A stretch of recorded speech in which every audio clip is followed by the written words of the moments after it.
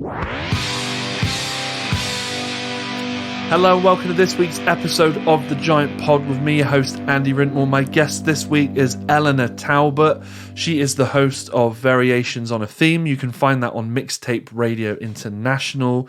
We talk about her life. We talk about touring with bands and singing and being on the TV and the radio.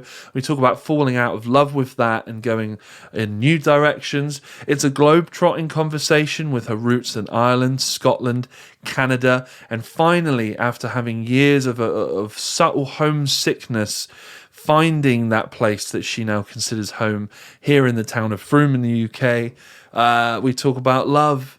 We talk about loss. We talk about legacy. We talk about her struggles and battles with renal failure and kidney transplants and how she has managed to achieve the things she has in life while simultaneously managing these conditions. We talk about her life expectancy, which was new information to me, even though I'm friends with Eleanor. I've known her for a while now. That was new information to me. So we dive into that. We talk about legacy and how she's approaching what she thinks will be her legacy and hopes to be her legacy. We talk about forgiveness as well and understanding, and we talk about lots of very human things. There's a bit of philosophy in there, I guess. We talk about psychopaths and empathy, and we talk about witches and witches' covens as well. We mentioned her sister Kate and her brother-in-law Neil. Shout out to them, a lot of love for them. This is a great conversation. She's lived such a full life already, and it's been really fascinating to see with the prognosis that she has, how she is deciding to spend the rest of her life, however long that may be. And I think it's a really uplifting story. It's full of hope. It's full of optimism. She's got a great attitude. And yeah, I just thank her very much for spending the time with me and being so open and honest. A lot of the stuff we talk about isn't necessarily easy. And really applaud her for her honesty and her openness towards that. So I've talked for too long now. Without further ado, this is Eleanor Talbot on The Giant Pod. I love her dearly, and I know you will as well, so here it is.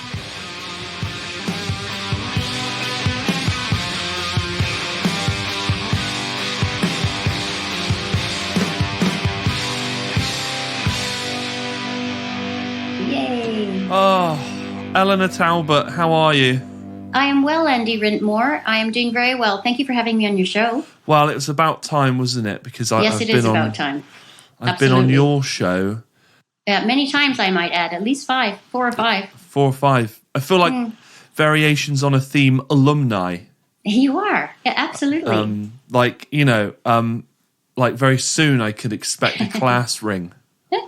Well, you're part of the Greatest Hits album. Ah! Lovely. When they do a montage, in years to come. That's right. You'll be front and best center. Bits. I want to be maybe in not there. front and center. I'll be front and center. That's your job, darling. That's my job. Oh, yeah. This internet connection is far superior to our first attempt. Good. Glad to hear it. I'm very pleased about. The perils of living in ye old England. Yes.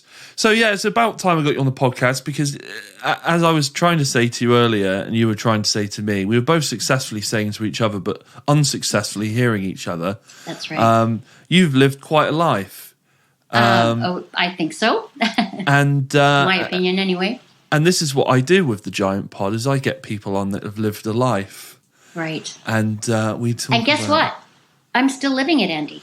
You are still living it. Not quite dead yet. You're not dead yet. And you're an international radio starlet, aren't you? I am. I thank you for saying starlet. That makes me sound young and hot. Young and hot, like Brigitte Bardot. So tell me about your show, and then what we'll do is we'll figure out who you are. We'll get to the root of Eleanor Talbot. Okay, good. I'm glad somebody's finally going to do that. So my show is called Variations on a Theme. It plays every Tuesday on Mixtape Radio International, and the concept of the show is all about themes. So each week I play music according to a certain theme, whether that's cars or controversy, love or robots. So I'll find music that speak to those themes. And in between songs or groups of songs, I will tell stories and fun facts. And sometimes I have very interesting people on the show, like your dear self, or actors or authors or whomever, scientists. I've had some great guests. So it's a mixture really of stories, song, and interviews. And last time I was on, I remember the spirits cabinet was getting it was getting a good see into, wasn't it? The spirit cabinet is a very important prop on Variations on a Theme. It's got like an omnipresence, hasn't it? It's almost a character within the thing. Well, that's how I bribe my guests. Yeah, you've got lots of very liberal with the booze. Yes. How was that episode received? Actually, very well. That was part of Trash or Treasure, actually. And the Trash or Treasure episodes are very popular. People love them. And basically, for those who haven't heard of Trash or Treasure, I try and find mostly obscure music or lesser known music. I also throw in a few classics, but the point of the show is that you listen to these tracks and you decide whether they're trash or treasure. Not that I really adhere to that concept, but it's just a fun thing. And so we had your dear self, and we had Ollie from the River House. We had local historian Andy Bailey. And between the four of us, we decided whether these tracks that I played were trash or treasure. And I remember that I had some great reactions from you guys, because I picked bands like the American rock group from the 70s, Fanny, who are still going strong. And you guys loved Fanny, if I recall. But you hadn't heard of them, which surprised me, even though they were like really pretty iconic in their day. And I try to pick music. So I also go all over the world. I picked music from Africa and from Estonia and you name it. There's absolutely no borders, not just geographically, but I have no borders of taste either. And I remember you once saying to me that you wished you'd had the courage I had to play some of the songs that I played, because they would be classified as guilty pleasures or trash. And I told you that I had absolutely no problem polluting the airwaves with this kind of music. Polluting. So the thing about Variations on a Theme is you never know what I'm going to play. It is a trip down the rabbit hole. Yeah, I mean, 1 second, you're shoving Fanny in our face, and the next we're listening to some sort of Bangra metal. Yes, and then it's classic hip hop. soul. Yeah, or then it's hip hop from. Yes. Where was that from? China. The show you guys were on, it was a Chinese rapper. Yeah. And she was awesome, actually. Baba Swag. Yeah. So you are unparalleled, I think. In if I look through my Rolodex of people I know, metaphorical Rolodex, of course, we're not in the 80s. You're the person I think has the most obscure music. I could go, Eleanor, give me something. And there was some other stuff as well. I played all sorts. My goodness. So the Chinese hip hop I was talking about that you just mentioned. I remember her very powerful. Music video, very powerful presence. Yeah. Powerful woman, full stop. Yeah. But the other thing I wanted to talk about, what I was thinking of was the. Were they from Kazakhstan or? Oh, I have played. I played a great group from that area. They were. I've forgotten the name of the cultural group that they belong to, but it's basically around the Kazakhstan area, somewhere around there. And they were not the Hue, because we all know the Hue. They're Mongolian. But it's the same sort of thing. They were all very talented musicians. I'm really sorry that the name is escaping me right now, because they were really good. That's the one. They had a very funny video, didn't they? Yeah, where the guy comes to life. He was part of a wall, and he was like a noble warrior, and he comes to life. Is that the one you're talking about? No. I'm talking about the one where they're... Oh, you mean, yes, these guys definitely were from Kazakhstan. You're talking about JKS, and that was Zin Zin. The one that went dosh, dosh, dosh, dosh, dosh, dosh, dosh, dosh, dosh, dosh, dosh, dosh, dosh. That is the most dope beat ever. So they're JKS. They're a very humorous hip-hop group from Kazakhstan. And they, so if you translate the lyrics, they say things like, he's trying to seduce this girl. So he says things like, I will make a brilliant son-in-law for your mother. I've got my fruity gum in my pocket and my MP3 player. Total badass street talk, fruity gum and MP3 players. But there's a lot of humor and just sly cultural references in their songs. And it's a really dope beat. It's a ton of fun. And he's got that sort of Mongolian do kind of quality to his voice. Yeah, that's JKS. I strongly recommend them. Brilliant. Absolutely bloody brilliant.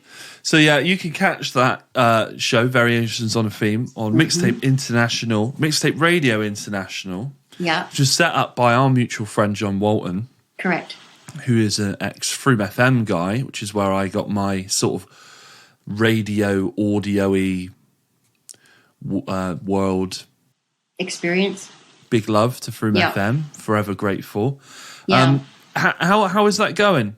Is it going well? Is it successful? It's going really well. I'm surprised actually at the kind of audience I'm getting because I don't really advertise it very much. I post it on Facebook and Instagram, but that's really it. I don't really have much experience with marketing, so that's all I do. And what's happening is that people are sharing the posts because I always put photographs with the posts, and with the photographs I explain what the photographs are about. So it might be showing a burial at sea. And you're thinking, why on earth is she showing a picture of a burial at sea? And in the caption, I'll explain a little bit about burials at sea because it's part of my show, which is called The Call of the Sea. So it does tie in. Right. And so that piques people's interest, all these interesting photographs with these little stories. And then, of course, there's a link, and then they go to the radio show from there, and they're starting to share it. And I have listeners from all over the world. The majority of my listeners are from Canada and the UK, but they also hail from places like Pakistan, Kazakhstan, Philippines, Ireland, Mexico, you name it. They're everywhere.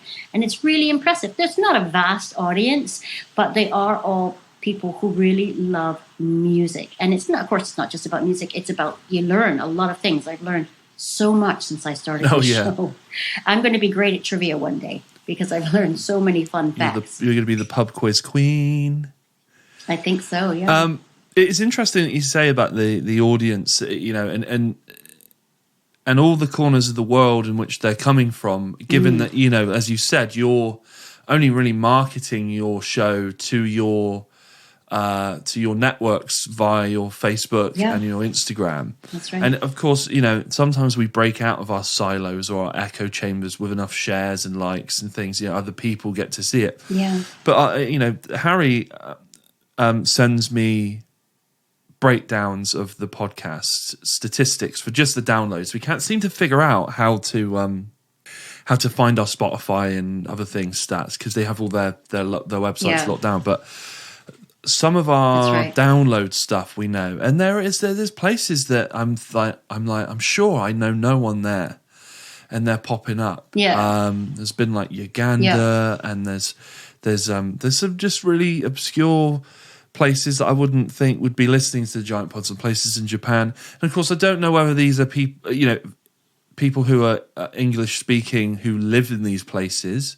Right. Or whether they're, you know, natives and, you know, English isn't their first language and they're still enjoying it. I don't know. But it is the power of the internet is fascinating because I do wonder sometimes how people are finding this podcast, because I will promote it, definitely. But I'm not pumping money into feeding the algorithms. I'm just putting it out in my networks using the hashtags that are, you know, relevant. And it seems to be finding an audience and growing, and it's just I just don't know how it's happening. I don't understand really how things go viral either. I would love for Variations on a Theme to go viral. My only concern about that is that my show is a little bit unusual in that I don't really have anybody censoring my show. Right. So I can sometimes play music that will have a lot of bad language in it. Yeah. To me, it's an important piece of music that needs to be played because it's part of the zeitgeist of a particular generation or area. So, for example, we've got Sex Pistols with Frigging in the Rigging. And also a lot of hardcore rap will have a lot of swear words and things. And if I suddenly had to censor all of that, I think that would be a shame because that language is actually a part of the story. And yes, it might be offensive, but it is an important part of what was going on in the writers' minds and the culture that they were living in at the time. So as much as I'd love to go viral, I would also hate to suddenly have to be controlled by bigger institutions saying, well, you can't play that song or you need to play this pop song because we're sponsoring them. I love the fact that I have absolute autonomy in what I do. And I do try to be sensitive with my stories and with my music, and not offend people. But sometimes I think that, this is a song that I want to include because I think it's an important cultural reference. So that's the only downside sometimes to when these shows become famous. They get taken over by sponsors and then suddenly you lose all control. Yeah. I'm the same, really, because obviously there are things like trigger warnings, which I respect, and I try to do on this podcast if I can. Yeah. If we're talking about something that's particularly traumatic experience for someone, let's say, then I at the beginning of the podcast, I will say, hey, we talk about, suicide and this and that and whatever. And if this is something that, puts you in a dark place, then, you've been warned and you can go elsewhere for this episode if you wish. But with stuff like swearing in songs and stuff, like when I was on Froome FM, I couldn't have any swearing in my radio shows. Right. And when I was doing Velocity Rock, which was a rock, punk and metal show, it was so hard to get because there were so many songs I really wanted to play. Yeah. And they were so good. And then in the last verse they drop an F-bomb or something. Yeah. And you're like, oh, well I can't play this now.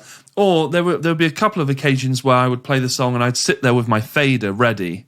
And I'd know when the swearing was coming, and I'd dip the fader in and out on the swear word. And I tell you what, that's quite exhilarating because I'm going out live.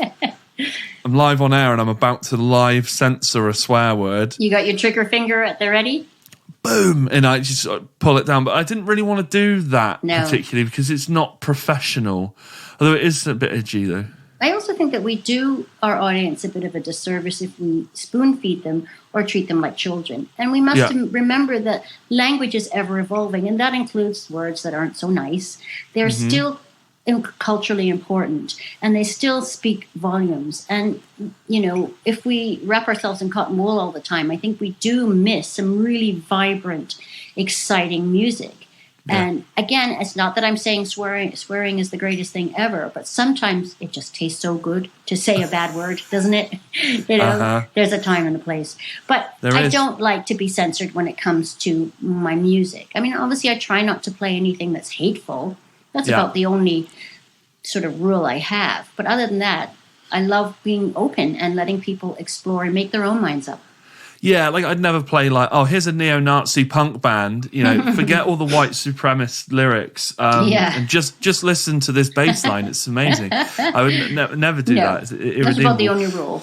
But what would annoy and that's part of the gig with being on a station where like you're your own boss in many ways, and because you're on the internet, it's a little bit like the Wild West.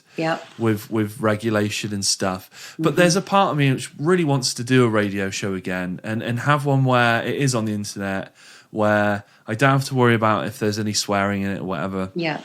For fines by the FCC, whoever the board is. I don't know, whoever does it. Ofcom, that's it. FCC in America, I think. But there's a part of me that's like, I'm an adult now. I've done my growing up. Yeah. And now I want to do adult shit. If I want to swear, I'm going to swear. Yeah.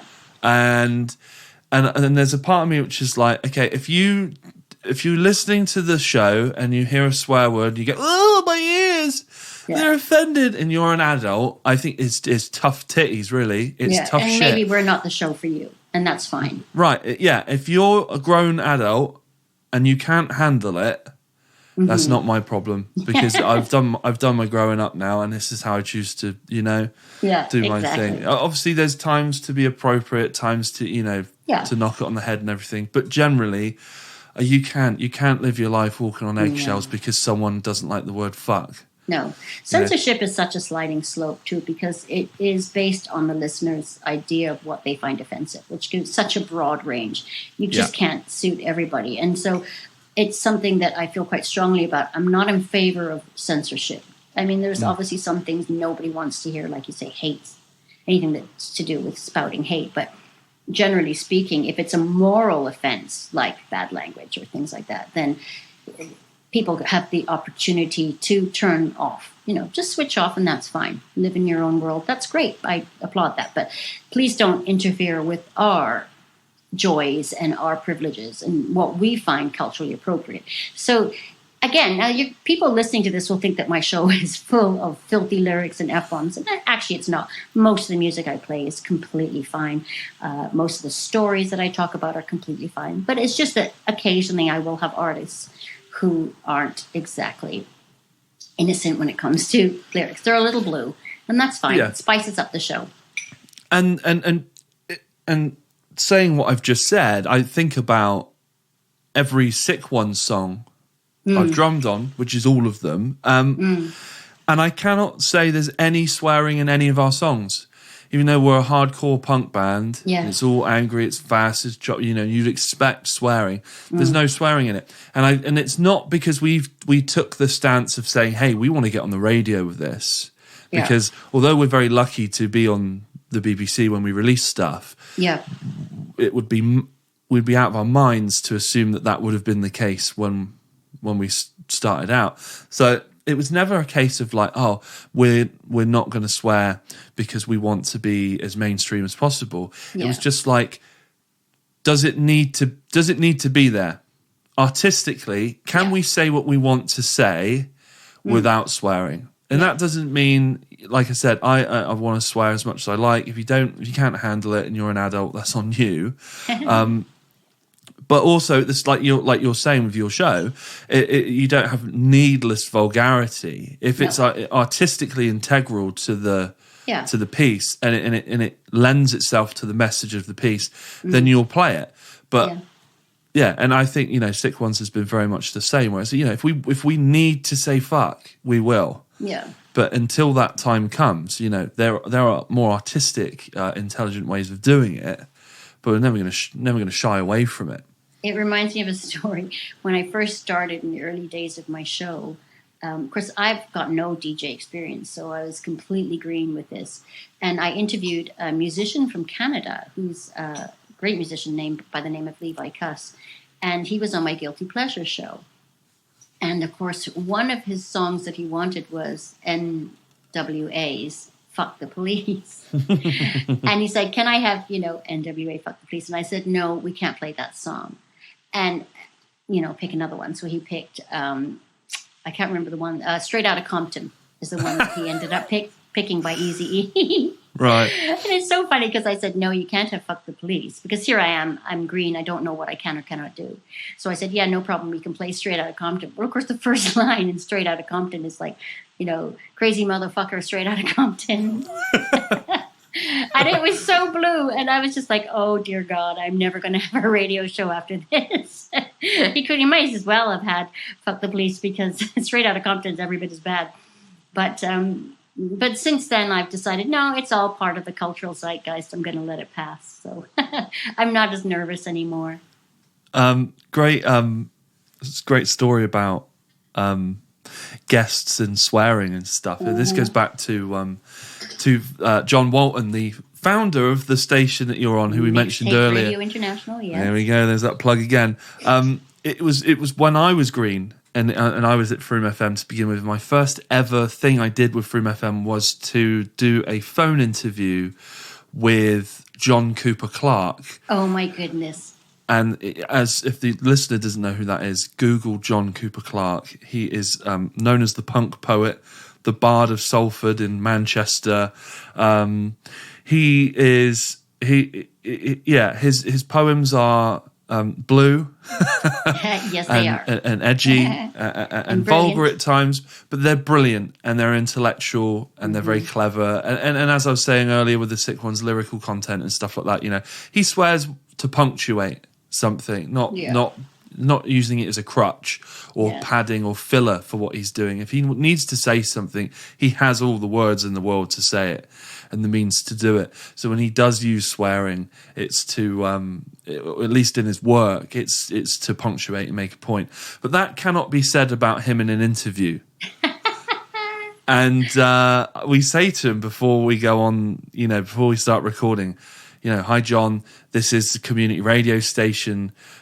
Please, can you refrain from swearing just so that, this doesn't have to get chopped and edited and, please keep it as clean as you can. Blah, blah. We do the interview with John. Does he listen to that? No, he doesn't.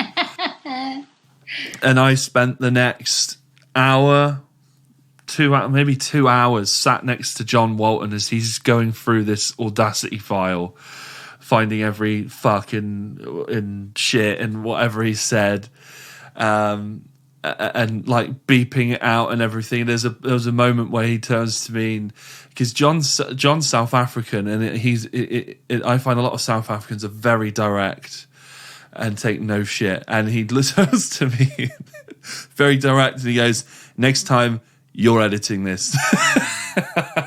He's like, "I'm not doing this again." And yeah, he was right. I did the next time I edited my own stuff, but yeah, it's you just don't know what you're going to get, and that was part of the thing with Velocity Rock. In that is towards the end, I sort of switched my format up, and I got bands on. And there's always one guy in every band that just shouldn't be given a mic. Yeah.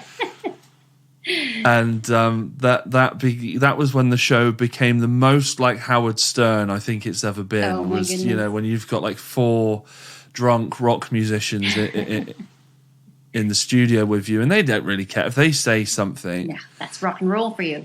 It's not them who gets in trouble, is it? It's not them who has to spend 10 minutes cutting it out and putting in a beep and whatever. But yeah, good times. So you say you've got a lot of listeners in Canada, and I assume this is because you are actually Canadian. Well, I'm not actually Canadian. I'm masquerading as one, but I'm not a real Canadian. No, I was born in Ireland, actually, and raised in between Scotland and then Canada. So I went to Canada when I was 9, and 9 to 16 I was in Canada. So they're very influential years. Of course, you pick up Canadian accent. And then when I was 22, I went back to Canada and stayed there until last year. So obviously, friends are Canadian. My husband was Canadian. I worked with Canadians. So naturally, I picked up the accent. But no, I'm not a real Canadian. I don't know how to play hockey. Okay, so tell me where it starts in Ireland. Yes. Born in Ireland. Yes. Born in Ireland to non-Canadian parents, or what's the deal? Yeah, my dad was Irish through and through. My mum was from England. She was born in London. Her dad was a Highlander, and her mother was from Wiltshire, so sort of local. And they met on a train. Dad was in the Navy, and he was on leave. We met this stunningly beautiful woman on a train and married her very quickly thereafter. And I am the youngest of 5 girls, so I was my parents' last chance to create perfection. Ah. Naturally, it worked. I can see that, yeah. So how do you guys... Tell me about your childhood. How do you get to Canada? Did you say 9 years old? Yeah, I was 9. Yeah. So we left Ireland when I was 2, so I really have no memories of Ireland. Right. And we lived way up in the northeastern Highlands of Scotland in a place called Golspie in Sutherland. And, of course, it was Scotland in the 70s, and you can imagine what the economy was like. It was pretty bad. It was a real struggle. Right. So my dad had 2 sisters who had previously emigrated to Canada many years before and were doing very well for themselves. So they sort of convinced him that Canada, and specifically Calgary and Alberta out west, was the land of milk and honey. Right. So my parents, tiring of rain-soaked greenery in Scotland, decided a change of environment was needed. So we headed from there to, instead of rain-soaked greenery, we headed to snow-soaked greenery in Canada. And we were hoping that the gold-paved streets of Canada would offer solace. And we packed up, we went west, and we arrived in Calgary just in time for the recession of 1981. So start as you mean to finish. Okay. Was this move met with any protest from you guys? Because I'm assuming you're 8 years old when they tell you, and you're probably 9 by the time you get there. That's right. Yeah. Great protest. None of us wanted to go. We were all very attached to the UK, and we went to Canada. And of course, Canada is a stunningly beautiful country, and Canadians are really nice people, and they're fun. They're a lot like the Brits. But, if it's not your home, it's not your culture, you never quite settle in. And that's what happened. Even though I spent 34 years of my life in Canada, I never really felt a massive connection to Canada. Although, in fairness, I think it's a great place, and I had good times there. So I'm not dissing Canada in any way. Right. But my connection to the UK was stronger. Did you feel that sort of spiritually, sort of in yourself? Like, did you feel this sort of displacement when you were in Canada? Was there always just something lingering where it's like, I'm happy, I've got friends, I've got a job that maybe doesn't suck every day, and the weekends are quite good, and look, there's this band called the Tragically Hip, and they're great, and Rush, Neil Young, and then you're like, fan, but okay, and then you're like, but this just doesn't quite do it for me. No. But, I'm always tentative to say that because I don't want to put Canada down, because I owe Canada a lot. And like I said, it's a great country and Canadians are great people. So I'm very grateful for the time I had in Canada. Canada made me welcome, absolutely. And I'm grateful for that. I think there's something that's bred into your bones to do with your inherent culture. And I felt inherently British. Not Irish, funnily enough, because I was so young when I left Ireland, but deeply connected to Scotland and England. And that wasn't something I was able to quite wash out while I was in Canada. I was always longing for home. I say that in quotes. I don't know whether it's because I have a really vast love of history. And of course, Britain has that in oodles. Western Canada is historically quite young, unless you, obviously I'm discounting Indigenous culture, but I mean, Western type culture, which I'm obviously going to relate to more. I can't really tell you what it is. It's sort of a longing that's inside of you that doesn't necessarily have any legitimate reason. It's just there. And so I was homesick, and I never got over that. Yeah, homesick is such an interesting... define that. I can't. Yeah, it's such an interesting thing. Because I'm not sure... I don't know if I've ever really been homesick. Sometimes if you're in a relationship and you're with someone and you're away from that person for a while, you can get that longing for them, can't you? And that's how I imagine sort of there's a homesickness there, isn't it? In that they're very similar feelings. It's been a very, very long time since I've felt anything that I could say was actual homesick. Yeah. It's always been. I don't know how you define that kind of longing. Now I'm here, I feel like I've come home. Yeah. Even though I'm not from Frome, my family's on my mother's side were from Wiltshire. Yeah. I don't really know the area very well. I don't know Frome at all, other than having lived here for the past year and a half. But Frome feels like home. Right. And I love it here. Yeah. And I've been made very welcome here. Yeah, Frome is a special place, and I have to say that as the acting mayor. But you'd be honest. You'd be saying a truth there. I mean, I talk about Frome a lot on my radio show, which must be a little bit puzzling to people who are listening in from other parts of the world. But one Canadian wrote to me and said, I really want to come to Frome because you've really sold it to me listening to your shows over the year. Yeah. So, it's a good advertisement for Frome, if nothing else. Yeah, I think I mentioned Frome in every podcast. Between the two of us, Ellie, we're putting it on the map. We got Frome covered. Yeah, we've got Frome covered. We're putting it on the map. It's fine. It's strange. When I was in America for a couple of weeks doing a tour, I grew up watching America on the telly and listening to American bands and absorbing American culture. Yeah, and I really think it was this. It's magical, like crazy cool place that maybe when I got there I'd go, I need to be here forever. Maybe I did think that because it was not really a part of me, but America. I don't know if America realizes how it shapes other people through the media output. Through Absolutely. The consumption of America in whatever fabricated, fictitious way that might be. Yeah.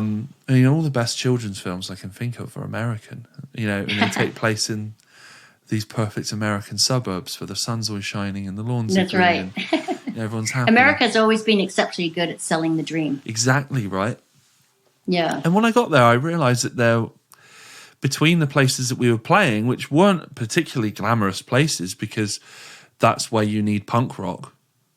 That's where you need the catharsis of a mosh pit and to scream your lungs out, nihilistic or, the lyrics are either nihilistic or like absolutely positive and get me out of this hole, give me the strength to better myself or whatever.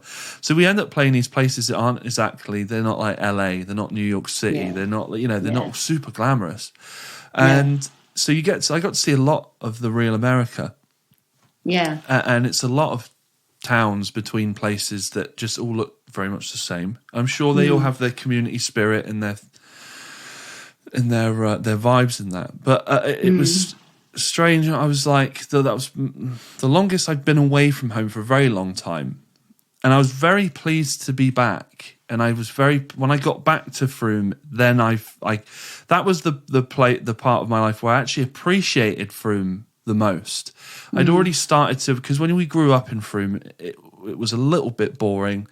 There didn't feel like there was a lot to do. And the sort of the dream thing was to get out, I guess. Or that was the thing that's perpetuated. And I think that's very normal for your teenage years, because that wanderlust comes in. Yeah. And for me, it was like, let's get in a van with my mates and go and see the world from behind a drum kit. And the path to really, really appreciating Frome and really loving Frome and being a bit patriotic about Frome, I don't know if that's the word, localism, I guess, is the real term, but really having that hometown pride was beginning to, was already sort of there because of how I did Frome FM, and I just felt like the town had got to a place where everything I wanted to do, it could provide for me. Yeah. Bandmates or a radio station or had a job and or musicians to work with and things like that. I didn't feel like I was ever in a dead end place, like after the age of 15 or something. I just didn't feel like it was dead end anymore. No. But it really made me appreciate my hometown way, way, way, way, way more. And then when I got home, it was this feeling of like inside, like I didn't feel displaced anymore. Like you got that, you sort of like click back into place, if you know what I mean. Yeah. And it's really hard to describe, but you know when you're know when you're home, don't you? Yeah. Well, I certainly feel settled here. Yeah. Yeah. It's such a fascinating thing, because there's another guy I was talking to. He's part of this thing called Celestian, who are a drone company that bring up drones with LED lights on. And oh, yes. I don't know if you've seen it. They've been making a bit of a noise. New Year's, they did a great display. That's right. I don't know if it's the same company, but same idea. I think it is. And what these drones do for the listeners, they're on programs and they're all coordinated. And they go up in the sky and they form almost like, like a star constellation. It's almost like that, but a bit more detailed, because there's more of them and whatnot. And they can create sort of phoenixes flapping their wings and stuff, and it's very cool. But one of the guys that runs that company, I was chatting to him, and he said that when he came to Frome a few years ago, he knew nothing of Frome, nothing about it. He said when he got here, he instantly felt at home, like it was a feeling he couldn't shake. Yeah. He said he didn't get it, but he knew that this is where he needed to be. Now, I don't know if you can say, oh, well, you're probably already thinking that before you do it, so you're open to that feeling coming in. You've opened yourself up to that, being persuaded to go consciously or subconsciously. But then he says he goes to St. John's Church, which is the big church in the centre of our town, and he starts looking around, and he realises that his family name is all over the place. Oh. And it turns, I must get him, maybe I'll get him on the podcast and we can talk about it. But he realizes, he speaks to the vicar of the church, and he says, hey, I'm so-and-so. And he says, oh my goodness, I have so much information on your family. So-and-so built this church and this and that, and they were this. And he's just got these like ledger, he's got these things in Latin that are like wills and testaments or something. Yeah. And and his family is deeply ingrained in the history of Frome in really big things like building a church and being buried in the church and things like that. And he didn't know anything about it, but he came to Frome. A psychic connection. Yeah. So he came to Frome and he was like, "This is where I need to be. This is where I feel strangely complete when I'm here." So he moved here, and then he realised that his family built this town, basically. That's so cool. Weird, right? Those kind of coincidences and connections. I love those kinds of stories. It does make you wonder if there is more to things than coincidence and random chaos, doesn't it? Well, I found out something recently that's quite cool. So all my life I've been told that I'm related to one of the Beatles, so that George Harrison and I are related through marriage. I can't quite figure out how we're related, but apparently we're related through marriage and through an aunt, a woman who married my dad's brother. So she's the connection. Anyway, we both lived on a street called Arnold Grove. So Arnold Grove is where I lived in Ireland, and Arnold Grove is where George Harrison lived in Liverpool. So we've got a connection by living on a street with the same name, and we're also connected through marriage. So our families are intertwined. Yeah. Arnold Grove is also where my next door neighbor was Sinead O'Connor, and she was Arnold Grove as well. So maybe there's something about Arnold Grove. Arnold Grove. We've got a place near where I live called Gooch Close. Gooch Close? Are you just saying that because it's a funny street name? You know what a gooch is, right? I don't. Oh, no. Is it rude? It's pretty rude. It's between. You'll have to tell me off camera. It's the bit between the bum and the other bit. Oh, well, that's what we call the taint. Yeah, exactly. Yeah. So there's somewhere in on Facebook is probably about 1 million pictures of random blokes stood next to the street, pointing at it, saying "Gooch Close." But, yeah, that never gets old. No. Every time I see it, I smile. So let's move away from taints and gooches and go back to. Can't believe I brought that up. Okay, Harry, maybe cut that out. So, so you arrive in Canada at 9 years old. I did. Yep. What happens? How do you acclimatise? You've got this homesickness going on. Yeah. That, as we understand, doesn't properly leave you for 30-something years, right? Right. So, what do you do? What does life become? Well, my family have always been very musical and theatrical.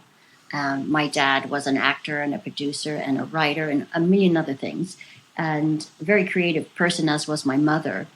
And so we all sort of became involved in community theatricals and also music. Music was a huge influence in all our lives. My elder sister, Kate, she was a huge influence on me music-wise. I have 4 older sisters, and all of them were influences. But Kate in particular was my main influence when it came to music and style. She was 9 years older than me.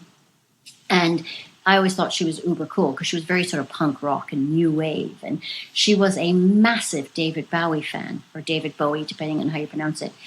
And so that was a big influence. So we sort of, because winters are very long in Canada, they go on for months. You get very involved in the arts because what else is there to do? So you become an artist, you become an actor, you become a writer, and you listen to music. So arts and entertainment were a huge part of my life. So I acted, I sang, and of course I listened to music. I've met Kate on various occasions because you live with Kate and and her wonderful husband Neil, who I have a lot of love for. Yes, everybody loves Neil. And your house is it's a punk rock shrine, isn't it? Just behind you here. I mean, she's also an artist, isn't she? She is. She's a very accomplished artist. Yes. Kate Talbot, for those who don't know. Yes, we will. Her name is Kate Talbot. We will leave links to her work in our show notes descriptions. But behind you, just over your right shoulder, is a trumpet with a light bulb in it. And a lampshade, and that just sort of sums up the sort of the creativity, and it's sort of there's an esoteric nature to some of her art. But I love that your Sid Vicious cardboard cutout, which greets me at the top of the stairs every time I come round. Yes, Sid, bless him, he's front and center in this house. It's bloody great. I did say to Kate last time I was around because we'd been raiding that drinks cabinet, so I thought, I'll just say it now. Anything happens to that Sid Vicious cutout, if she ever gets sick of it, I want to be the first in line to be, back off, buddy, to adopt, because it's mine. It'll be mine after she goes. So nice try. Well, you're just going to have to try and remember me in your will and testament. In my will. Well, punk music was a huge influence for both Neil and Kate. Yeah. And of course, that is still a big part of their lives. The whole zeitgeist, if you will, of the punk generation is still alive and well, and it is very much present in Kate's art and Neil's. Neil is also an accomplished artist, and in not only in the music that they listen to, but also in the way that they live, in that they are very much into independent politics, which is another reason why they love Froome. They're very much about, people having autonomy and sticking it to the man, if you will. So, yeah, about being a bit of a rebel and a maverick. And trying to be not totally off grid, but trying to keep, people power, Yeah. Punk rock is all about people power. Yeah. It might seem when you listen to lyrics about punk that it's more sort of introspective and about sort of the rebel within the soul, but punk rock really speaks to a much bigger concept than that. It really is about people power and sticking it to the man and wanting to stand up and be counted when you're considered a lesser person, because you're poor, you're working class, or you're whatever, disadvantaged in some way. Punk is the voice for those people, and we shouldn't discount that. No, I find the first wave of punk is as good as it is, and as much as I love the Sex Pistols and I love the Damned and I love the Ramones and the X-Ray Specs and maybe Stiff Little Fingers, and the list goes on. I find the first wave of punk doesn't quite have the substance of the stuff that came a little later in the 80s, the American stuff like the Dead Kennedys and who am I thinking of? Fugazi, Minor Threat, and these things that became less about self-destruction and anarchy in the UK and all these things that were kind of unattainable. I mean, the Clash were different because they were very, very smart in their thinking, and they were very subversive, and the Clash had way more going on, I'd say, than the Pistols. The Pistols at times might be a bit more fun to listen to because they're just a rock and roll band, but the Clash really had something properly to say. And I found that a lot of the 80s punk, the early 80s stuff, really had much more to say on the personal level or on a more of a community level, rather than the Sex Pistols had like Belson Was a Gas, which is just sort of crass for the sake of crass. Terrible, isn't it? yeah. It's like, how controversial can we be? Because that's punk, and that may have defined the first period of punk rock. But I think what punk is now and should always be is a weapon to or a vessel to deliver messages of positivity and hope, of personal growth and stuff. A lot of hardcore is. Well, I think that's a bit subjective too, because I'm quite a bit older than you. So my history with punk goes back a little bit further. And obviously punk, of course, got its start in America, mostly in New York. And really early punk was more about beat poets and rebels like that. And then, of course, that sort of segued into the more anarchy and based rock and things like that. So the stories are very broad, and it's kind of hard to pinpoint. But there's a great book called Please Kill Me, and it's the history of punk. And it really documents the journey of punk from day one to its current state. So like any music genre, it's ever evolving, and it will speak to the generation of its time. And, it's as every bit as prescient and important as any other type of genre out there, even if it has maybe a slightly smaller audience. But it's definitely culturally important. It's interesting to talk about. I guess what you were dipping into there was sort of like proto-punk. So the Sonics would probably be considered proto-punk because, they're garage rock, but there's a punk element to it. And you've got the Stooges and the MC5 and the New York Dolls as well. Bad Brains and all of those guys. Bad Brains were very important because they were a little bit different because they were all black. And you just didn't see that. I mean, we always associated black people with soul music and disco and things like that. Yeah. And to see full black punk band was a novelty for us. Why wouldn't they? I mean, who better to speak to punk's values than black people, considering their history? Yeah, and Bad Brains are very much, I consider them very much part of that second wave, first wave hardcore, second wave punk. They were very accomplished jazz musicians as well.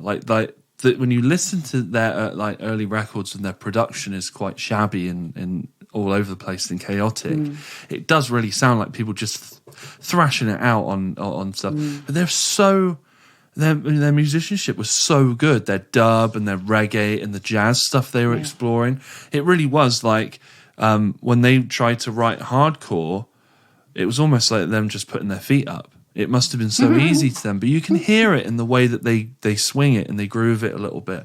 But they also I don't think they liked the term Afropunk. No, I'm sure they didn't. Because I think they were like, no, this has nothing to do with our color of our skin or whatever. This is music. Very important band. The problem with these conversations, though, Andy, is that I'm not a music historian and I'm not that well versed. I like music, I listen to a lot of it, and I know a little bit about it, but I can't really speak with any intelligence. So, I disagree. I don't really know that much. So after so Kate's a big influence on you, and yes, you adopt sort of you have a very punk rock attitude towards things. You don't dress very punk rock, do you? You've got your own. No, you found your own vintage. Yes, you found your own style, and eventually you end up in. I want to say the least punk rock band, but I don't know. Perhaps you guys were in your own way. You've grown up in Canada. At some point, you meet some sort of Antonio Banderas looking. I met a very dashing, handsome young man from El Salvador named Mauricio Moreno. Actually, his full name is Carlos Mauricio Moreno Aguilar. That's his full name. So to translate, Carlos Moreno is Charlie Brown, which I always thought was uber cool. So I fell in love with Charlie Brown, basically. Explain that. Is this Charlie Brown the cartoon? My ex-husband's name, translated, was Charlie Brown. I thought that was clear. Yeah. Oh, sorry. Stay with me, Andy. Stay with me here. Sorry, I can't keep up. It was all the... Mauricio Moreno. So we didn't go by Carlos, we went by Mauricio. Yes. Right. It helps to roll your R's. So, yes, I fell in love with a very dashing young man called Mauricio. And like I said, he was from El Salvador. And when I met him, he'd not long been in Canada. And he had an interesting life. He had fled war-torn El Salvador and came to Canada. And, really struggled. I mean, it's hard enough when you don't speak the language. Of course, he spoke Spanish and not English, but he had to deal with winters. He'd never seen snow before. He had no money. He really was tough. And he is a true immigrant, fairy tale in that he really made something of himself. Anyway, I met him and he was just learning guitar, but he had such a passion for it that I was just so taken by how quickly he took to this instrument. And within months, he was learning really complicated, chord progressions and whatnot. And before long, he and I decided that we're going to form a band. And we had a close friend by the name of David Joseph, who also could play guitar. And so we just decided to form this little band. And in the beginning, it was just the two guitarists, David and Mauricio. And I just sort of managed them and, would write music and do things like that, but I wasn't really greatly involved. But over time, I started to sort of insert myself more into the band, not because I really wanted to, but because out of the three of us, I was the better singer. And that's not saying much because I'm not a great singer. So before long, we just started to get picked up by radio shows, and then we got drummers and a bass player, and it progressed really fast. I mean, it was really wonderful. We toured Western Canada. We were on TV and radio all the time. We created several albums together. We did the festival circuits. We played with some great artists. Like we played with the flamenco guitarist Oscar Lopez. We played with the very well-known African guitarist Alpha Yaya Diallo. We opened for Angelique Kidjo. African superstar. Opened for Cesaria Evora, who's another great world musician, singer.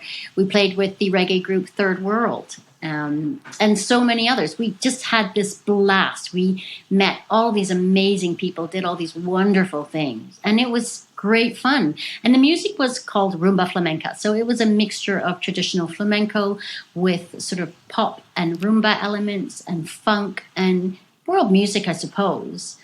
It's just a ton of fun. Sort of Gypsy Kings meets funk, meets pop.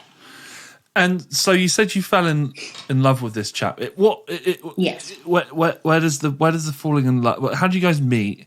And where does the falling in love bit happen? Is this like, hey, we should start a band because really you're kind of falling in love with him and you want an excuse to spend lots of time with him? Or No. does this come from that came after? Does this come from like an intense touring schedule or just being in each other's pockets all the time and stuff like that? No, we married first and then the band came afterwards.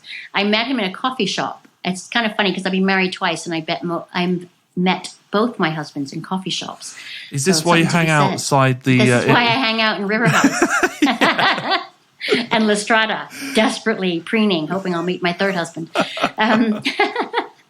So yes, I met Mauricio. He was playing guitar in a coffee shop and he offered to walk me home. And I said, I live just down the road. But of course I lived miles away. This poor bugger had to walk for miles with his heavy guitar case. And he was terribly shy and his English was very poor. And he was just so cute as a button. And he said, what do you do? And I'm thinking, he means, what do I do for a living? So I'm trying to tell him that what I was doing as a job. And he's like, no, do you do things? And I'm thinking, yeah, I do things. Thinking, okay, where's this going? And then he said, would you like to do things with me? I said, well, hey, I'd love to do things with you. And that was his way of trying to say, can I ask you out on a date? So he asked me out on a date, and it was very cute. And we were both flat broke. I lived in a studio flat, and he also lived in a very small apartment. We had no money. Our early days were just going for picnics and walks by the river. What else do you do? But we married 2 years later. We married, and after that, he became very good with the guitar. And so I sort of thought, why don't we take this a little bit further? My dad was involved in something called Celtic Folk, and it was, as you can imagine, it was a folk festival that had Celtic music, but sometimes they brought in world music. Right. And so they gave us a slot, and we went and did a show, and it went down really well, and we just built from there. And did you have any background in singing before that, or did you? No. So you just winged it.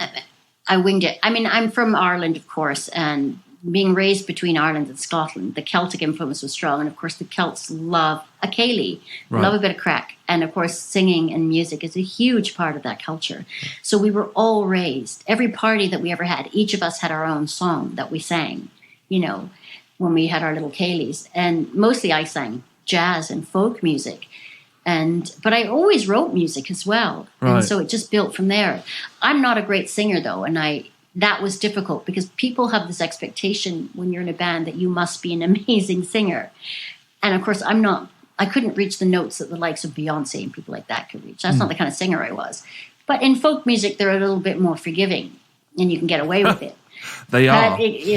As Los Morenos, that was the name of the band, Los Morenos, as the band got bigger and bigger, people were a bit more critical about me.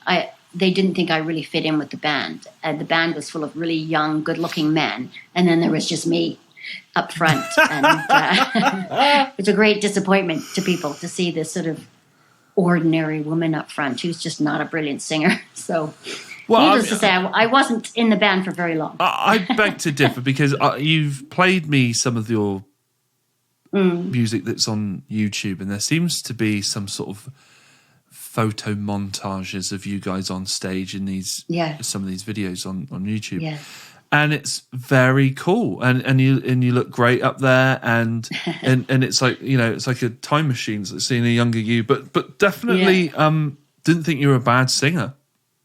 I mean, no, not terrible, no, but we've just been talking about punk rock. I mean, that's it's pretty terrible. They can't sing either. Do you know what I mean? I wasn't terrible, but it was more my first husband's passion rather than mine. And as we got bigger and better, and the more bigger shows, like to the point where we were selling out houses that were like 2,000 people and whatnot. Yeah. The pressure on me as manager got really great because then I became more involved in the managerial side of things and further away from actually being in the band. And then I just sort of had this epiphany when I realized I don't really enjoy this very much. And as much as I love music, I prefer the behind the scenes rather than the performing aspect. Right. Yeah. And we were just sort of drifting, me and my husband. I'm very sorry to say, we just sort of drifted. And we just sort of came to the mutual conclusion that, maybe this was as far as it was going to go. And that was that, which is a sad story. But And does this mean, do you mean with the marriage or the band? Yeah, no, we divorced. And so when I left him, obviously I left the band as well. Yeah, well, yeah. Yeah. Yeah. Wouldn't want to get awkward. That would and that was a stage of my life which I enjoyed thoroughly and very grateful to have had that experience. Yeah. Did some really cool stuff, met some really cool, interesting people. And then it was time to move on to the next progression of my life. Yeah. And also, my health was failing too, so I wasn't doing very well. I'd always had poor health because I've had kidney failure all my life. And so that touring and all of that was really hard when I was, not doing so well health-wise. Okay. Do you want to talk about that? Because sure. Yeah, you do seem to be open. And I'd actually forgotten, not that it's, not that it defines you at all, but no, not at all. But I'd actually forgotten that, you've done all of this stuff in your life despite daily dialysis. Or is it week? Yeah. What is your dialysis schedule? Routine? Well, back then I had a working transplant. So I went on dialysis very young when I was about 10 or 11. Right. And then I got a transplant from my dad a couple of years later.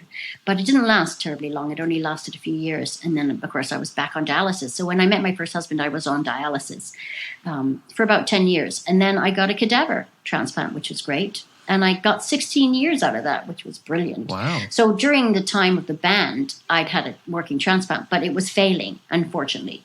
And, of course, you get very sick when it starts to fail. And so after my marriage, I, struggled on with this failing transplant and eventually gave up the ghost and I went back on dialysis. And I've been on dialysis for many years since. So, yeah, I dialyze. Currently, I don't do too badly. I'm only doing 4 days a week for 4 hours at a time. Previously, I used to do 8 hours, 5 days a week. So that was but still working full time, still having a life. It was a real struggle, though, to manage it all because I dialyzed during the night and worked during the day. And so you did it when you were sleeping? Yeah. Yeah. And I assume that what does dialysis feel like? Is it uncomfortable? Interesting question. Does it feel like there's some sort of invasion? I mean, obviously it's not pleasant to have to needle yourself every other day. And the needles are very large because they have to accommodate a large volume of blood. So they're much larger than your average needle. So that's obviously uncomfortable. The actual process itself isn't too bad. You can get lightheaded and nauseous and all of that when you're on the machine. But if you understand how it works, and if you're self-care like I am, I dialyze at home, I do all my own treatments, you sort of learn your tolerances and you adjust the treatments accordingly. So when you're actually on the machine, you're tired, you're a bit run down, but it's not too bad. I still color and write radio shows and do all sorts of activities. I mean, obviously you're pinned to a machine, so you can't really go for walks or anything because you've only got like a range of about a foot that you can move, but it's not that bad. It's very tiring. I think the biggest thing about dialysis is the restriction on your life because you're heavily restricted with respect to diet and fluid. Because I have no kidneys, I can't urinate. I haven't urinated in like 10 years. So where does that excess fluid go? Well, it sits on your heart and in your lungs and on your joints. So when you've had too much to drink, any kind of fluid, whether that's a cup of tea or an ice cream or gravy, it's all fluid. Right. It sits on your heart and lungs and it gets very uncomfortable. So that's probably the hardest thing about being on dialysis is that you're frequently overloaded. It's sometimes it feels like you're trying to wade through a pool. You try running in water and you're sort of held back. It's a bit like that when you have so much fluid in you that you can't get rid of. So that's very uncomfortable. I had no idea that that's what happened. I assumed dialysis was that you've got a couple of knackered kidneys, pardon the terminology, and you have to use a machine to intervene with them and make them do the job they should have done. Yeah, they don't interact with the kidneys at all. Right, okay. It's purely a filtering system with the blood. So it's consistently taking blood out of your body, running it through a high-grade filter, putting it back into the body. So that's happening consistently for those 4 hours or however long you dialyze. Obviously, the longer you dialyze, in theory, it's going to be much better for you because you're going to be able to filter out much more fluid and toxins. Right. And what's strange is that when you have kidney failure, you suddenly learn that everything is toxic to you. You know, some food items more than others. So foods high in phosphate and potassium, for example, bananas, chocolates, peanut butter, coffee, all those kind of things, are suddenly very toxic and seriously toxic. They can give you a heart attack and kill you if you're not careful. So you're restricted now with your diet, and you have to really monitor what you eat and drink. And that's a real drag. Because I love food and I love I've never coffee. seen you monitor what you drink, Ellie. I've got to say. Yeah, well, alcohol's a little bit different, believe it or not. Is it? A lot of alcohol doesn't have potassium or phosphate in it, so I would have assumed... I'm not diabetic. Right, I'd assumed that alcohol would probably be the worst thing you could do to your... Yeah, you shouldn't drink a lot. And can I just rephrase something here? Can I just clarify? Yeah, go for it. I'm not actually a big drinker. I have a small drop of medicinal sherry purely for medicinal purposes, you understand. Yes. Actually, one of the first times I became aware of you, Ali, was... Yes. I saw one of your Facebook videos promoting your radio show. And you had your sherry, and you had your bottle of sherry. Yes. And you were going, yes, this is my mixtape. And come on my radio show, and you were drunk, and you were doing a very good job of it, to the point where I wasn't sure, actually. Yes, a lot of people thought I was genuinely drunk. Where the real Ellie begins and ends. Yes, because I was promoting the fact that, this is so ironic, because it was last New Year, so I was pretending to be drunk because it had been a shit year for me. Right. 2019 had not been a good year, and so I was pretending to be roaring drunk and saying to everybody, watch my show because this has been a shit year and 2020 is going to be a better year. It's got to be a better year. Of course, the irony, 2020 most certainly was not a better year. No, it wasn't. So it's all my fault. Sorry about that, folks. Yeah, you jinxed that one.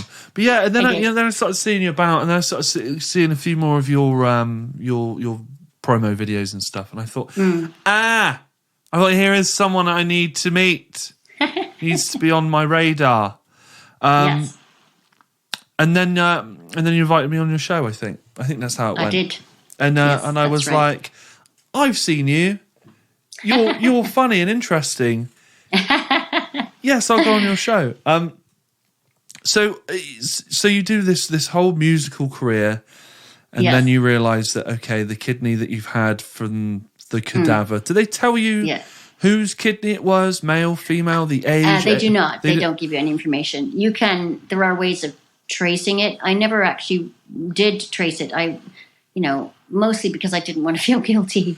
Wow. Find out that it was a mother of 2 young children, Although one of my family members did ask, and as far as I understand, it was a younger person, and I think they died in a motorcycle accident. I think it was male. Right. And I think it was a motorcycle accident, but I'm not entirely sure about that. So they're obviously their age would I'd assume dictate how many good years you get out of it. Generally speaking, it doesn't necessarily work that way, but yeah. Did your body accept these 2 kidneys you've had, or is there complications with rejection? There was complications with rejection, especially with the first. I was rejecting, and ironically, that was my dad's kidney, so it should have been a great match, but it rejected almost from the get-go. And so I managed to hold on to it for about 2 years, but it struggled consistently. And so they have to pump you. And this is back in the 80s when the drugs weren't as good. So they were pumping me full of immunosuppressants, which were just creating havoc on my body. Right. And it was a case where the cure was worse than the disease. Right. So it was a relief to finally get rid of that kidney because it was just poisoning me. And I adapted to a life on dialysis. It wasn't great, but I've been on dialysis so young, it's sort of all I know. And so it hasn't stopped me from doing anything. I got married. I had lovers. I went dancing. I went clubbing. I went and traveled from North America to Europe and back. I worked full time. I had an interesting life, and I have an interesting life. Yeah. I'm slowing down now because it's been a long time, and obviously the body can only take so much. And so I'm sort of entering my golden years, quote unquote, and I understand that now my time is very limited. Right. So that's one of the things that made me decide to leave Canada and to come back to the UK, was because I was told that, well, you've only got a certain amount of time left. So I thought, right, I'm going to make the most of it. Okay. And so I decided to come back here and do things on my terms. Yeah. And I'm having a great time. Can I ask how long? Some years ago, I was told I had about 5 years to go. So now that doesn't mean that it's set in stone. Right. It's probably a few years, but it could be. I could be that one anomaly that says, fuck you, and lives for another 20. I don't really think about it very much because I understand that it's there and that, time is limited. But nobody can say really when any of us will die, especially with this pandemic. I mean, any one of us could die tomorrow. Right. So it's no longer important anymore. I'm not even afraid or anything like that. Yeah, that's interesting, because some people will say, "Oh, I don't want to know when I'm going. I just want to, I don't know, get hit by a bus and go." Do you know what I mean? Or whatever, or die in my sleep very fast or something. And other people say, "No, I would really, love to know that I've got X amount of years left, so that I can position myself in life to fully take advantage of that." Well, isn't that just my luck, though, Andy? Having it forced on you isn't. I've only got this certain amount of time, and boom, a pandemic hits. Right. When I should be out partying and having tons of sex, drugs, and rock and roll, and traveling, a pandemic hits. This is just the theme of my life. Yeah. Oh, that is that's heartbreaking, isn't it? It's funny, but not funny. No, I know. It's just typical. There's an element of like, okay, all right, yeah. What else you got? Yeah, there's a God, you're a funny guy. Yeah, real funny. Wait till I get up there. Then you'll be sorry. Although I'm probably going to go down, not up, but that's okay. Well, I'll see you there for sure. So how do you deal with, I mean, if you don't want to talk about this stuff. No, I don't have any problem talking about it. Say it, we're absolutely going to move on. But, so they give you this news. How do you deal with this? What's your, because I think that's my worst fear. If someone said to me, Andy, what is your worst fear? My worst fear is someone saying, oh, you've got 6 months or something, and just knowing it's coming. And it being, so you don't let that idea dominate your life. No, not at all. I don't even think about it. You don't wake up in the morning. It's because I think on some level I don't believe it. Right. Okay. So there's an element. I'm cocky and arrogant and narcissistic enough to think that I can conquer anything. Yeah. And so on some level I don't believe it. Now I do have very bad days when it seems, okay, it's definitely happening. I can see it now. Yeah. It's not that I'm totally casual about it. Obviously, I don't want to die. Nobody wants to die. Yeah. But it's going to happen to us all. And it's much more important to think, well, I've had an interesting life. I've met great people. I've done interesting things. And whatever's left, that's going to continue. I'm going to continue to do interesting things and meet great people. So I'd rather focus on that. Yeah. It's also a little bit of a relief. And this is going to sound very bizarre, but it's a little bit of a relief to know that there is an end. I don't really know how to explain it, but I suppose the best way I can describe it is that when you've had a chronic illness all your life and it's getting worse, it's a drag. And to know that there's an end date is kind of a bit of a relief. Right. So I don't really know how else to put a spin on it. I mean, obviously, when the time comes, I'm probably going to say, damn it, this isn't what I want. Yeah. But, who knows? I'll make the most of it. Right.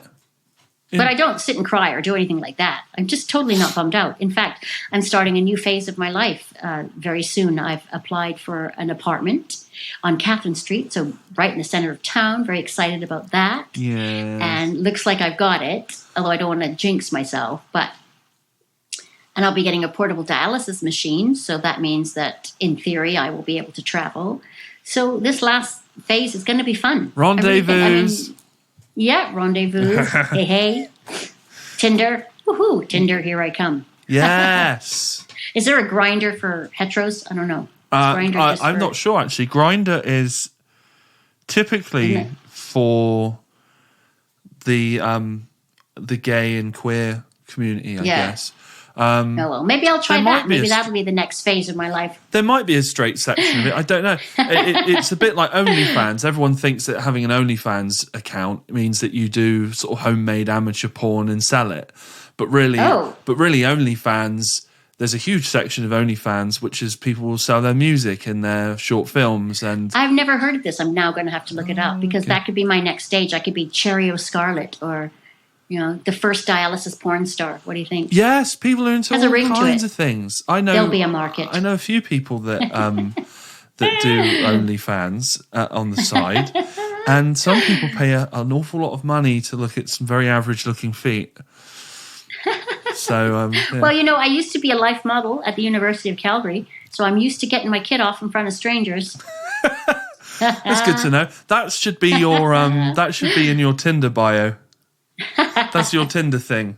Life model at University of Calgary. So I'm used to getting my kit off for strangers. You just watch those matches fly in, darling. So tell me about post. You've done the band thing. Mm-hmm. Then where do we go? You do some voiceover work at some point, and you've developed. Not very much, but I went from there into oil and gas. Of course, Calgary is the oil and gas capital of Canada, so that seemed like a natural progression. And worked in oil and gas for some years, and then weirdly, I got headhunted to go into law. And I thought, I don't know the first thing about law, but I was a really good executive assistant, and so of course, headhunters were looking for people like me, and so they said, "Have you tried family law?" So why not give it a shot? So I went there from oil and gas into family law and worked as a paralegal for senior counsel for many, many years in family law. And then from there, I got headhunted again by a government ministry to be an assistant and a coordinator with them for the provincial government. And I worked under the Minister of Health for the Health Quality Council of Alberta, and I worked in several roles there. I was their receptionist, and I also worked in their marketing department, and also did some of their public concerns work. And it was great. So they did patient safety and quality of care and healthcare, and they answered directly to the Minister of Health. So it was great because I could view that from both lenses. I was a patient, and now I'm also working in the industry. So I had that perspective, which was quite useful. And did that for years, and then sadly my health deteriorated quite badly. I had married again in the interim, and that lasted for 10 years. But then he, ran off for the younger model. You know that old tale. Yeah. And yes, he run off with a much younger woman, and it hit me like out of the blue. I had no idea. He told me, and then 2 days later he was gone, and suddenly I'm completely on my own. He wasn't financially supporting me. It was just me on my own working. And I had to move. And so I've lost a husband. I've lost my house. Everything just fell apart. And it was just crazy. And so my health just tanked because it was failing anyway. Right. This is where the power of community came in, because people knew me from the community, because I'm the sort of person that people recognize because I dress kind of unusually, and I'm friendly, and wherever I go, coffee shops, wherever, I make friends. And so when the community found out about my situation, my friends, they all rallied, and members of the community rallied, and they helped me move. Suddenly, on moving day, before moving day, actually, all of these people came, they packed my boxes, they cleaned my apartment, and then they moved me into a new apartment. And it was just amazing. The spirit of friendship and community from people that not only were dear to me, but also people I didn't know who just rolled up their sleeves and lent a hand. The guy who worked at my bank was amazing. I've got to give him a shout out. His name's Kent Parley, and he worked with Royal Bank of Canada. He is an amazing human being. He was great. He went above and beyond to help me out. I mean, he even came and helped me sell things and take things to the tip. I mean, he worked in my bank. It was just unbelievable. Wow. The community spirit that rallied around me. I just couldn't believe it. Yeah. And so that started the second phase of my life. And that was great. But then, of course, as my health got worse, I decided then, okay, if I have a limited amount of time, what do I want to do and where do I want to be? And my sister Kate really encouraged me to return to the UK. And I did. I was very sorry to leave my amazing friends in Canada. And that's been difficult. They've since visited me a few times, but, they were such a huge force in my life. It was really hard to say goodbye to them. And they were a group of very strong-minded women who were funny and sassy and strong. And so that was hard to say goodbye to that. Yeah. But I've met women here equally funny, sassy, and strong, so that's been great. Oh, there's plenty of them around Frome. Yes, there certainly are. I'm convinced that there's a witch's coven here somewhere in Frome that is stopping women of a certain age from aging. Because it's amazing. I'm meeting all these women. Yeah. One of my close friends, her name is Amanda Ralph. She's amazing. She's frequently on the show, actually. She's an actress, a former actress, and she's 81, but you'd never know it. She is just so amazing. And my friend Anne Boland, who's also on the show quite often, she's in her 70s, and you'd never know it. These women are so young at heart. And so I think they're part of the coven. I'm convinced. I know a witch. Do you? In Frome. It doesn't surprise me. Who does not look her age. No, I'm telling you. There's something about this area. She's a real witch. Oh, wow. She's Put amazing. me in touch with her. I will. Yeah, she's great. And there is definitely... there's definitely girl power in Frome. There's a coven working on your behalf. Yes. Behind the scenes. There's cauldrons, right. There's hexes, anything you need. I can get you hooked up. Excellent. I know a real witch. She's the real deal. Woohoo! So, did you feel any element of guilt leaving that community after they'd done that thing? Yeah, I did, because it wasn't long after that I left. I was only there maybe about 6 months of that, maybe 8 months. Yeah, of course I did. I felt very guilty. But everybody completely supported me in that and understood. And again, they rallied once more and helped me move again. Unbelievable. In fact, my second husband's ex-wife, Bev, who I was super close with actually throughout my whole marriage, she and I got along really well. I mean, I had nothing to do with the breakup of her marriage, but she Come and I... on, yes, you did. I bloody well didn't. She had been divorced from him a very long time. Okay. Did she not warn you about him? Well, she didn't. She was being very kind, and she thought he changed, and so there you go. Oh yeah. Anyway, I don't harbor any ill will. It was time to move on. That's fine. You guys are cool though now, aren't you? Yeah, we're totally right? You guys are okay. Yeah, we're totally I thought cool. you were. Yeah. I understand. These things happen, and I understand. It might not be the popular viewpoint, but I was becoming very ill, and as a result, being a neglectful wife. And I get it. He felt lonely, and he felt despair, and watching somebody you care about become increasingly ill is really difficult. And so when somebody offered him succor, he took it. And I understand. I'm not justifying it, but I understand it. And so it's why I didn't harbor any ill will. And I guess very much love his children. My stepsons, Jordan and Paris, are super awesome dudes. And that relationship's super important to me. But his ex-wife, Bev, and I became very close. And so when I moved to Britain, she actually got on the plane with me and helped me settle in the first week I was here. Oh, that's amazing. Isn't that amazing, the kind of friendships that you can build? Even though something terrible had happened, something wonderful came out of it. Right. For everybody. And I guess if you've been told 5 years, you ain't got any time for hate. No, I don't. Anymore. I never did. It's not I'm saying that you did ever have time for hate, but I'm assuming at this point you go, you know what am I leaving? Am I going to leave wreckage behind and unfinished business, or am I going to see life for what it is this rare, fleeting gift and be responsible with that? And also, I had a great marriage with him. That sounds odd, I know, but I did. We were great friends, and he was very intelligent. And actually, I have to credit him with passing on a ton of knowledge about music, because he was a huge audiophile and knew so much about music. And most of my collection came from him. So his name is Doug Hollenbeck, and he has a YouTube channel called My Bike, My Bike. It's a strange name, but it's great. He plays tons of obscure music as well as, of course, classics. He was really clever and intelligent and music focused. And so I'm very grateful for that. And it also brings up another point, and this is an elephant in the room people don't want to discuss, but spouses of partners who have long-term chronic illnesses suffer too.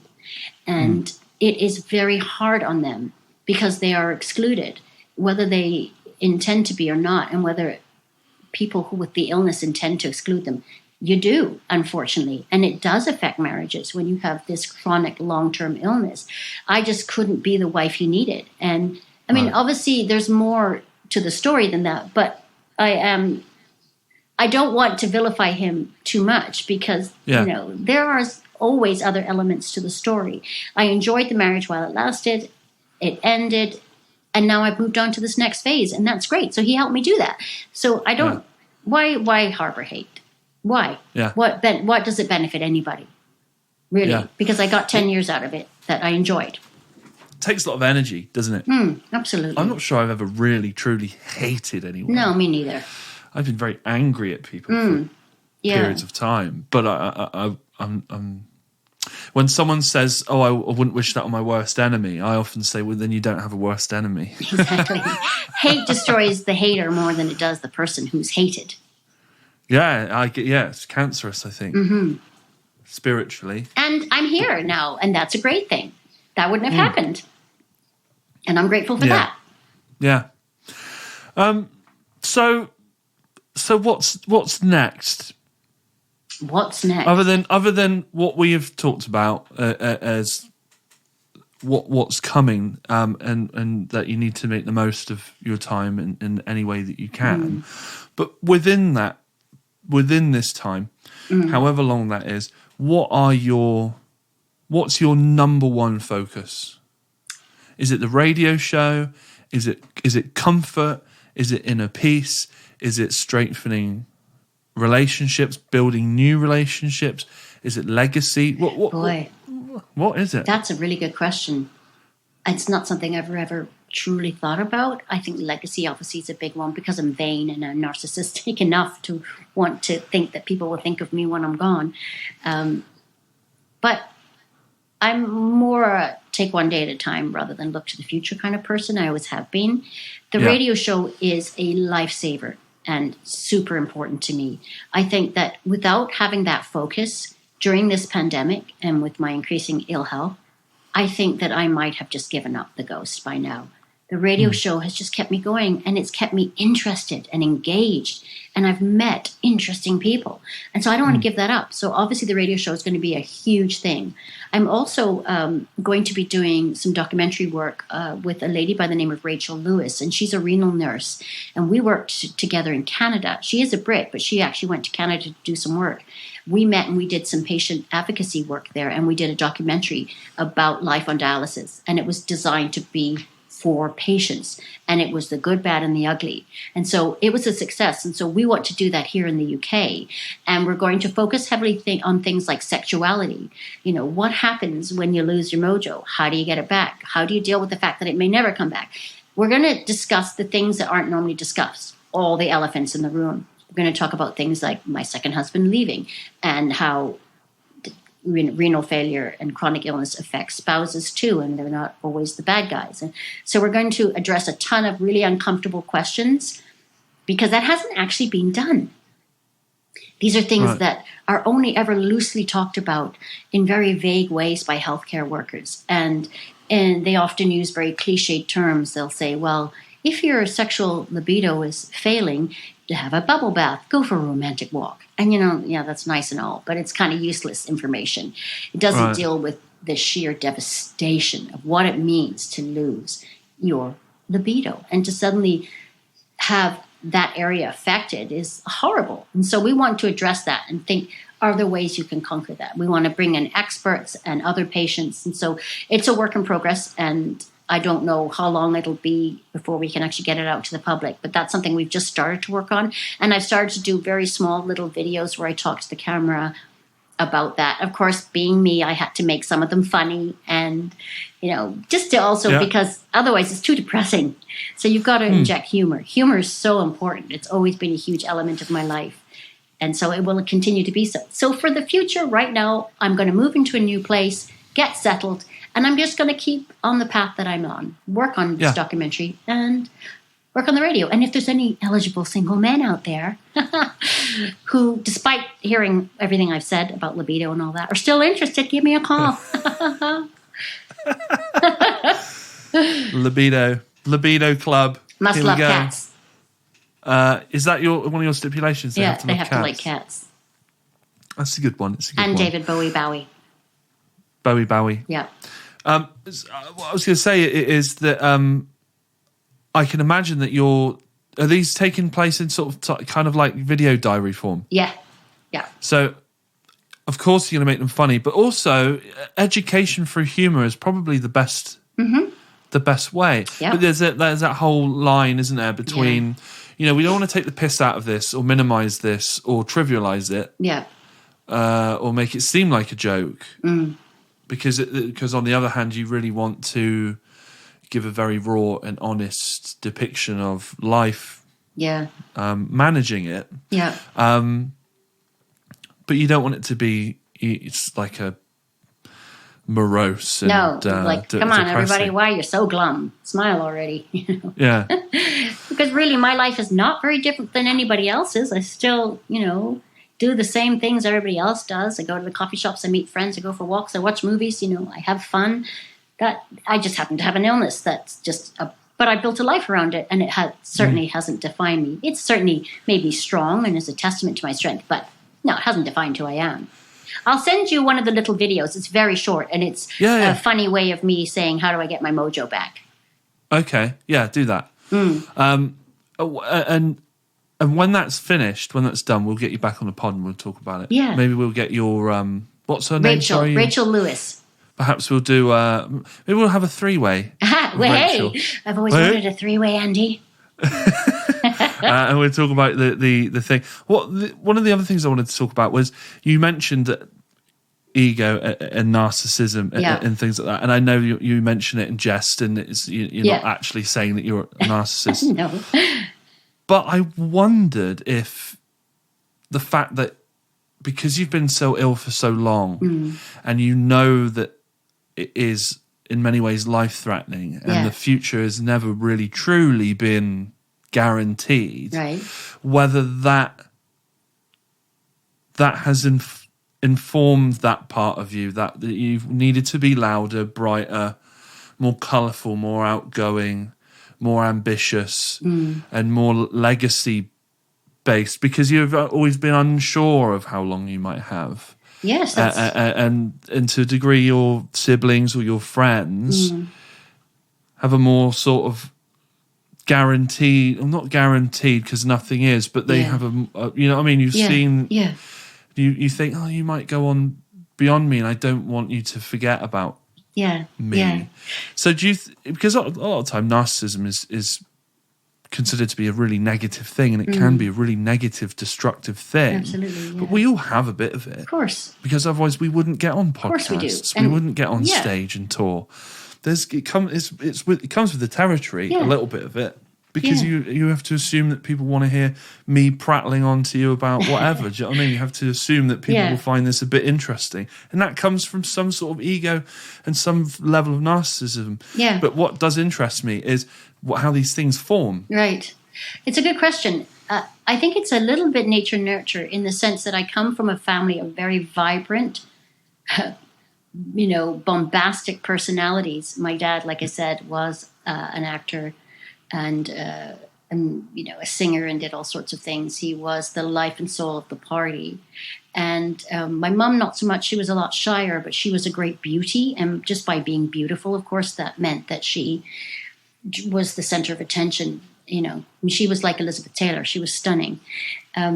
So I've got that in me naturally, that I have that sort of bombastic, outgoing personality that I've inherited from my family and partly my culture. I mean, the Irish, they love a good crack and they love, a good party and that sort of being around people. I don't know if I've ever really thought of it in terms of my illness, but now that you've mentioned it, I suppose in some ways that has been a factor to not be forgotten, because you think, well, if I die before my time, quote unquote, I don't want to be I want people to remember me. I think that's the saddest thing. And I'm also an atheist, so I don't have the comfort of thinking that I'm going to go on and live in heaven or hell or wherever else. Like, I just think that when you die, and that's it. So that's very final. And so if I can at least live on in memory, then that's obviously a positive thing. I mean, who doesn't want to be remembered? But also, I like to be the center of attention. I'm not going to lie about that. Obviously, you're right. We wouldn't be in this sort of business if we didn't. Yeah. But for me, it's not so much about being the center of attention as more about engaging.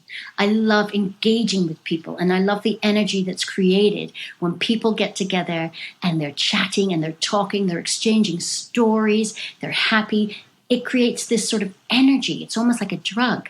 And people like me feed off that. We love having people over, having dinner parties, engaging with people, being in crowds and festivals and markets and things like that, because it is a source of energy for us. And maybe that does connect with being unwell because it's a source of energy. I don't know. It's a really interesting thought, Andy. I never really gave it a lot of thought until now, but I'm sure it has fueled me in some way. Yeah.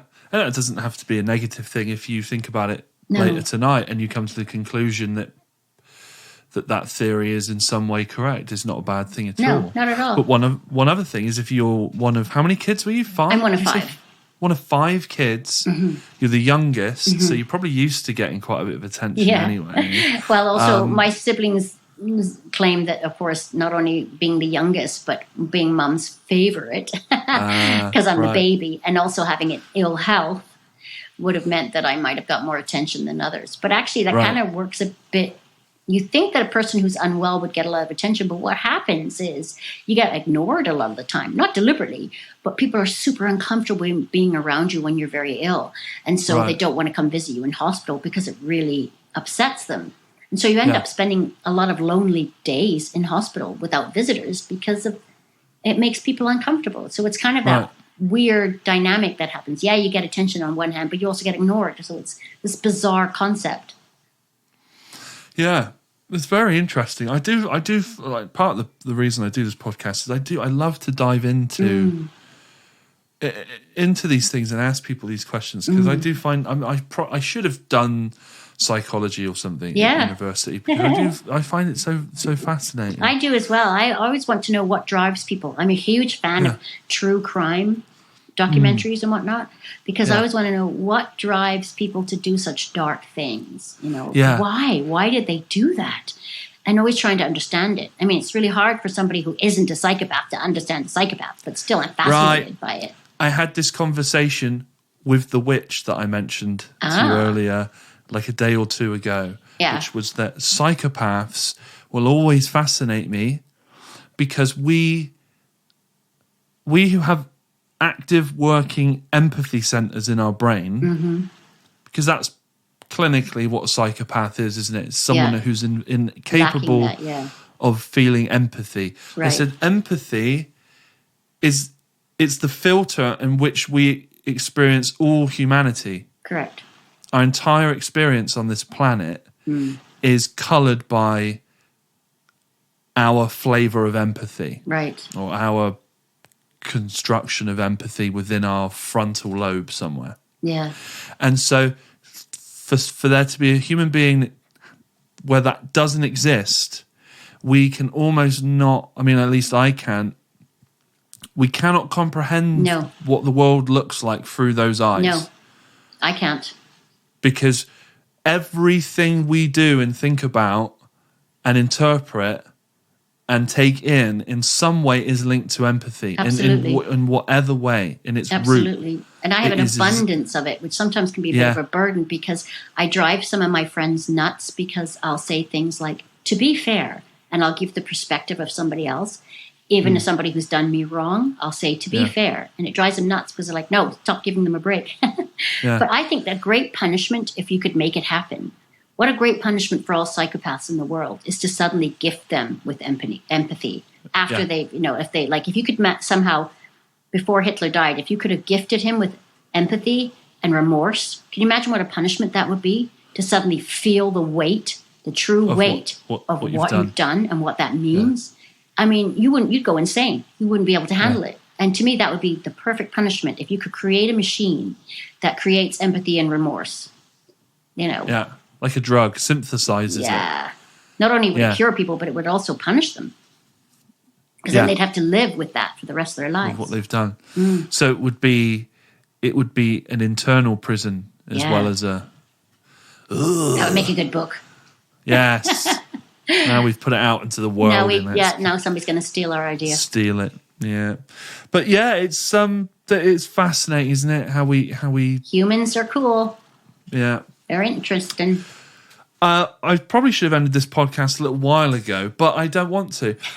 So tell me about one thing I want to go back to, because we've talked about some of the darker stuff. We talked about your illness. We talked about some of the great things that have happened in your life, the joy in your life, and your spirit and everything.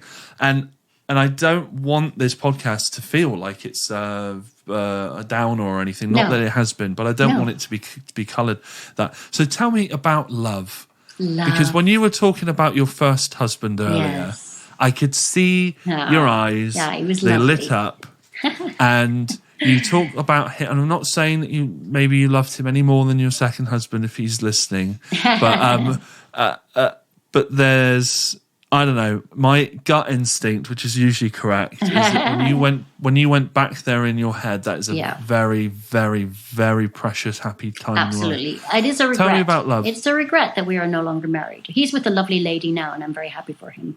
So I certainly think that's wonderful. But of course, it's a regret. He was a truly lovely human being, and we were both immature and very inexperienced, and we didn't really work hard enough, I think, with that relationship, and it ended, and it was a tragedy, a real tragedy. And I blame myself more than I blame him, because I think that I played more of a role in that than he did. Is that empathy again? Yeah. Damn it. Damn you, empathy, damn you. But love is brilliant. I love being in love. I also love my second husband, and there's, I love both of them still, of course. And each of those relationships brought wonderful things and elements that I'm so grateful for. But being in love, man, that's a drug. It is so lovely to be loved and to fall in love. And I'd love to find it again. I'm really struggling, though. I have met people, online dating and other things, and love them in my own way. But I haven't met the right one yet. And who's the right one? Gosh, even I don't know that answer. But he'd have to be somebody with a sense of humor. He'd have to have liberal-minded politics and love music. And just be laid back and kind and, and look like Tom Hardy or Idris Elba. But I'm not fussy, honestly. The perfect man. You're just looking for the perfect man, aren't you? And why not? We should all expect the best for ourselves. Yes, so Idris, if you're out there and you're listening, still waiting. Tom, same thing. Still waiting. Yeah, I don't know. I don't know if I've ever been in love, actually. Really? Truly. Oh. I don't know if I could ever, looking back, I don't know if there's definitely been lust, in lots of lust. Oh, I've been in love dozens of times. Lust. Dozens of times. I just don't know. I don't know. I can fall in love at the drop of a hat and fall out of love just as quickly, I'm afraid. Really? Well, maybe not just as quickly. I am somebody who falls in love easily and who loves, not just, passionate sexual love, but love. I love my friends dearly. I meet people and I instantly bond with them and love them. I love you, Andy. I love you. I love you too, Ellie. Yeah. Isn't that nice? That was a nice little moment. Yeah, isn't this great? I love my cats. Love my cats. I love my cats a lot. Is it because they don't talk? They don't talk. I wish they'd talk all the time. They never shut up. I have a cat called Jessie who's about 4 pounds of sheer brute force bullyingish. I call her Uncle Carmine because I have to pay her protection. Otherwise, she beats me up. And sometimes Uncle Carmine will sit on my chest at 3 a.m. and says, you didn't pay your protection. And I might have to accidentally break your legs. So, yeah. I love Uncle Carmine. She's great.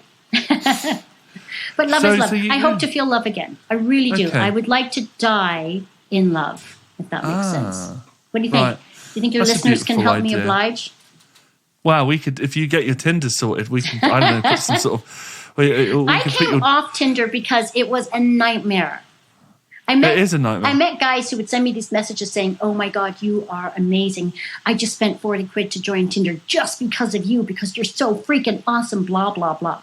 And I text them back and say, "Okay, great. That's nice." And then they text back and say, "Oh yeah, I've already met somebody. Sorry, bye." Oh. And I'm like, well, maybe we'll leave a link to one of your dating profiles in the... I don't have a dating profile. They'll have to contact me the old-fashioned way with a letter. You can write to me. Or they can email me. I'll leave my variations email. Yeah, we'll do that. Let's see how many love-struck emails I get. Let's see what we get from this. Yeah, but I thought it's interesting. You said you've been in love dozens of times. But yeah, I mean, I've definitely been like infatuated with people, or like I said, lusty. But thinking about it, I don't know. See, that's the problem. You're thinking about it, Andy. I don't know if I could say, there's no one I've been with who I still love. Well, but we have this idea that love has to be this all-embracing, all-encompassing, sweeping thing that keeps us in this hyper state of, drenched emotion. But to me, love is far more subtle than that. To me, love is quiet.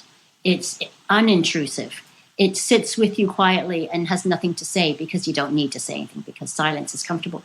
To me, love isn't this earth-shattering thing. Love to me is much more simple than that. And that's why I fall in love easily, because I am not seeking to be swept off my feet. I mean, sure, that would be great and all, but that's a fairy tale that doesn't exist for most people. So if you were to think of love in much more looser terms, quieter terms, you'd find it much more easily. It's all around you. Damn it. Love is in the air. Da-da-dee-da-da-da-da. Right. Wow, that was powerful. We should leave it on that note. What do you think? That's a good place to stop it there. We'll leave it there. Before we get gross. Because I think that was really quite beautiful, actually. And I really want to give a shout out to those ladies, because they were such a driving force in my life and still are in many ways. The luscious Laura Lee Ross, the sassy Samantha Holmes, the irreplaceable Isabella Emirati, the heavenly Hanan Shabib, and the splendid Suzanne Shabib. A gorgeous group of gals to whom I am forever grateful. How's that for alliteration? Big thank you to our guest this week, Eleanor Talbot. If you want to listen to a radio show, if you want to check out some of her music, we will leave all relevant links in the show notes descriptions. We will also leave some links to her family's art and whatnot. If you would like to subscribe, leave us a review on Apple Podcasts, that really, really helps. If you want to support this show for free, in a really real way, then please send this podcast to one friend you think will like it or find some value in, and do that right now, please. That really, really helps us. If you want to follow the Giant Pod online on social media, you can do that via Twitter and Instagram. The handle is @thegiantpod. You can also follow my Instagram at Andy_S1S. This podcast was produced by the Globetrotting Harry Williams. And we will see you next week on the Giant Pod. Thanks very much.